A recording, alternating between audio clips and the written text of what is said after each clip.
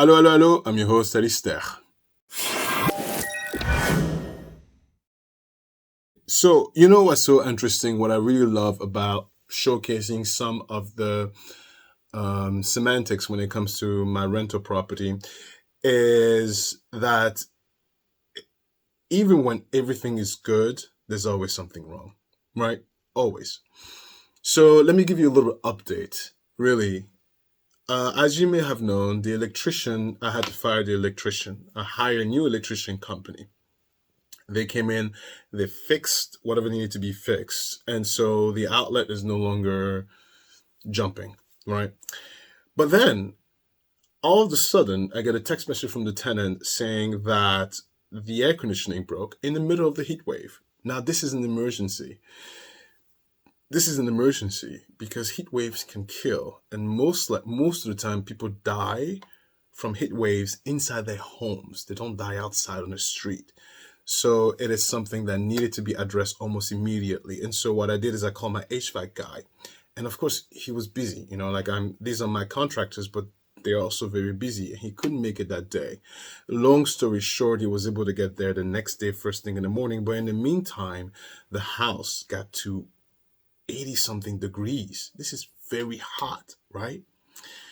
Um, so I was in constant communication with the tenant, and I was, informing and saying, look, if worst come to the worst, I can put you in a hotel for the day until tomorrow. But thankfully that didn't come to that, so I saved a lot of money there. Now, in terms of how much it cost me to fix it, I don't want to pull out the documents, but it cost me roughly about 300 something dollars. And what was really wrong was that the breaker, not the breaker itself, but the outlet, the furnace breaker was faulty. And so he had to replace that with a new one. And so now it works, and it works super well. But I know it's a very, very simple, short update, but I think the importance here is that everything is going very smoothly with this particular tenant. There is no problem. If anything, I'm absolutely in love with that tenant.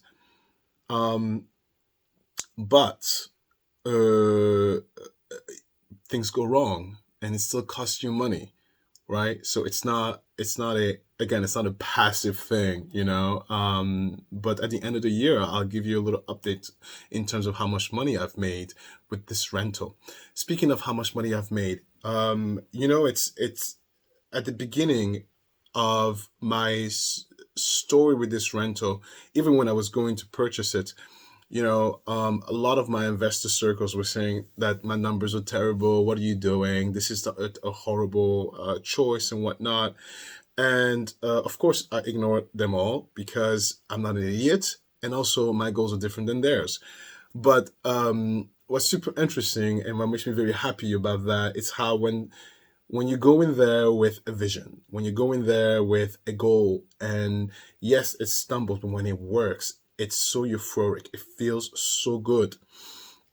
And so I say all this to say is that, normally when people get rentals, yeah, they expect to have some sort of cash flow, but they also don't really expect to have some sort of cash flow, right? So they expect to have losses, and they put a lot of their bang into the equity of the home.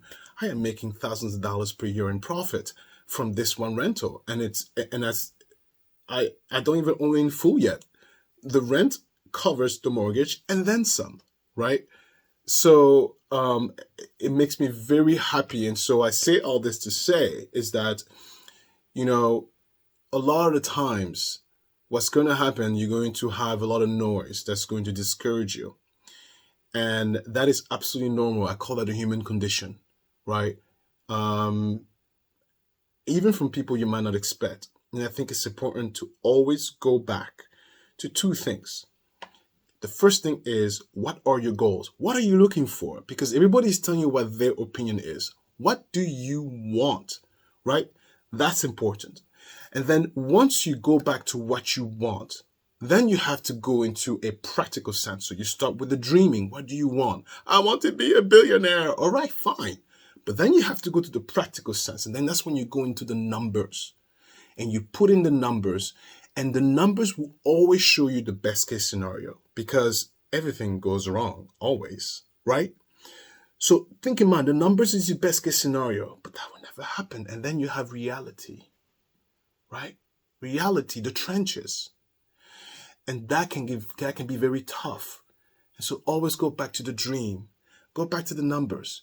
And the reality is get that thing to at least what the numbers are and fight, be ruthless, fight for those numbers.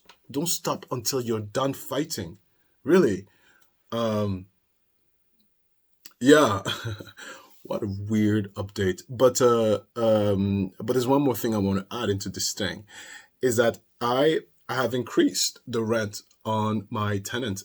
I had a conversation and it went very well. I increased the rent by $45 and it's now going starting February of 2025.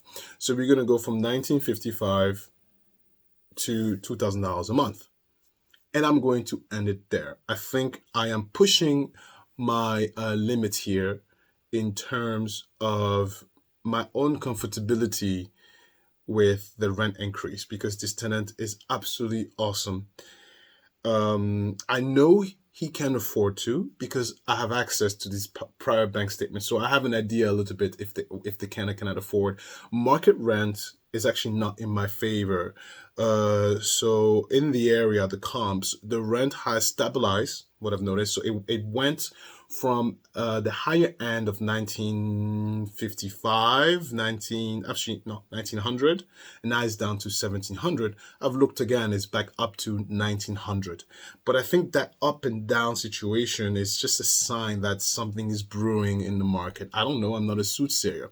So all I can do here is analyze how does that affect my situation. Another thing I've noticed in terms of equity, so the home equity, I don't remember what it was when I spoke to you, but what it is now, it's at 215,000. So I bought it for 160, I think. And now it's at 215. I think it was 230. I'm not 100% sure. I'll check it out in the editing. I give you the real number. But whatever the case may be, there's something brewing underneath the river, so to speak. And I'm not sure for what it is. So I am going to freeze the rent until the tenant leaves. I'm not going to tell him that.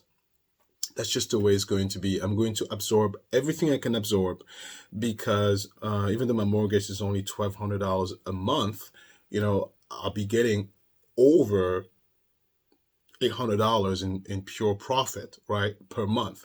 So I'm going to hold off and cross my fingers, be the best landlord I can be, and have him stay there for at least the length of my mortgage, right? So I have a 15-year mortgage at a 2.1, 2.6, I don't remember really, because I don't have the documents open.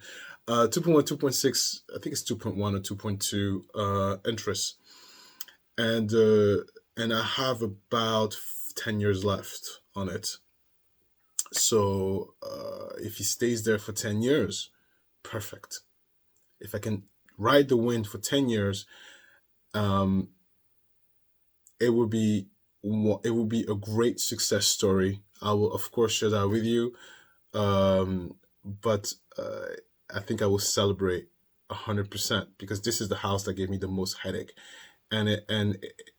again, it would showcase how I went to almost selling the property and be done with it because I dealt with the eviction moratorium to being one of the greatest stories of all time, at least from my portfolio standpoint. Um, that's that. Hope this was inspirational. Inspirational to do what? Very, very, very simple. Inspirational for you to be smart when you make an investment, to understand how rental investment work. It is not a dream. It is not easy. And also to not get so caught up with what everybody else say. The important thing here is that the numbers need to match with what your dream is. What do you want? What do you want? Not what they think or what they tell you that you want or need. What do you want with this project that you're looking to do? And based on that, put in the numbers. Put in the numbers. how much is the mortgage in relation to how much can you rent?